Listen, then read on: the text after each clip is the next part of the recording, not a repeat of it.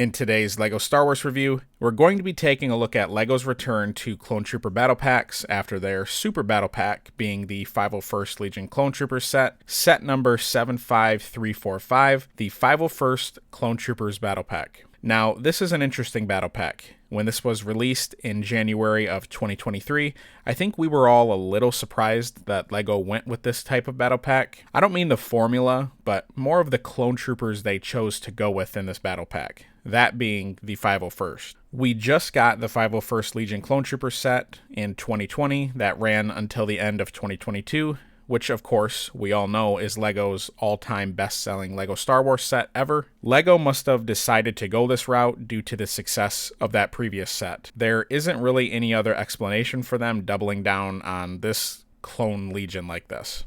But another reason I was shocked by this choice was, in my opinion, the most logical Legion to go with at the start of 2023 for a battle pack would have been the 212th Legion Clone Troopers. This would have matched perfectly with the 2022 ATTE. We could have continued getting these absolutely perfect Clone Trooper helmets with these helmet holes. I saw the rumors leading up to the January 23 release, as we do every year, and the rumor was actually a 212th battle pack. I was very excited to get more 212th troopers, even with this terrible new molded helmet. I love the current ATTE. Having a nice 212th clone trooper battle pack would have really made this set so much better in my opinion. The only real flaw with the ATTE is that there's more room for clones, so we need more clone troopers.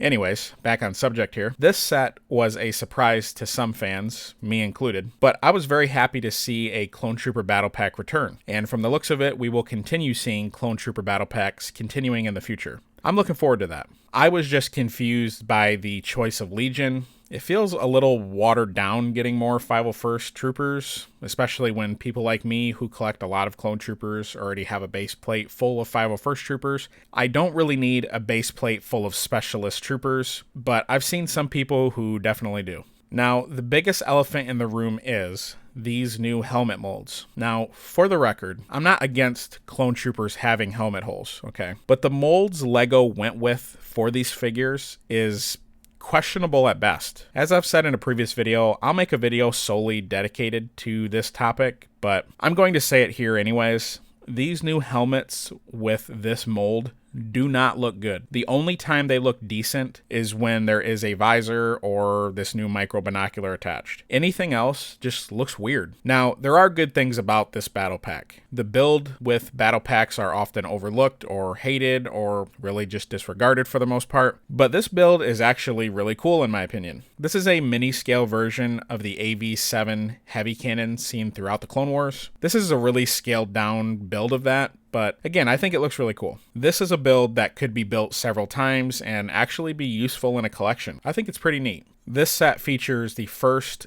ever Clone Trooper micro binocular from LEGO, so that is absolutely incredible to see. This set actually includes 2 of them in this set, so very well done, LEGO. Now, I guess I better go over the minifigures of this set, since that's basically why we buy battle packs. These minifigures are based on the latest Star Wars Battlefront 2 video game by EA. The figures are mostly accurate to what we see in the game. I'll show comparisons while we cover each of the figures here. This battle pack comes with a clone officer featuring a helmet attached rangefinder and printed waist cape.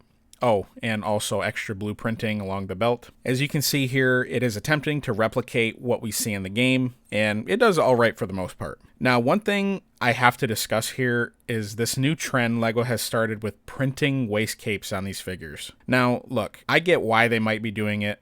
The argument of, well, it makes it easier for the figure to sit down and articulate the legs. Sure, there is some validity in that. But let's just be honest here, it doesn't look good. And the only real reason why LEGO is doing this is probably to cut costs. It would be less bothersome if they continued the print around the legs, but of course we know that's not how LEGO works right now, but maybe in the future. The included clone heavy troopers, that's right, we get 2 in this set, come with an included helmet visor that again utilizes those helmet holes with a unique printed helmet, unlike the clone officer. The heavy trooper also has a printed bag along the front of the torso, symbolizing the explosives or ammo pack that is seen on the character model in the Battlefront 2 game. This figure is also featured with a buildable backpack utilizing 2 pieces, and we see a printed 1x1 tile piece in a battle pack. Another great step taken by LEGO. Lastly, we have the 501st Specialist or Sniper minifigure. This is a great figure in my opinion. Its print is pretty basic, but features these two little yellow markings on the chest. I don't know the significance of that, but it's a nice differentiating detail there. This figure is meant to take advantage of the included micro binocular and is also featured with a long blaster rifle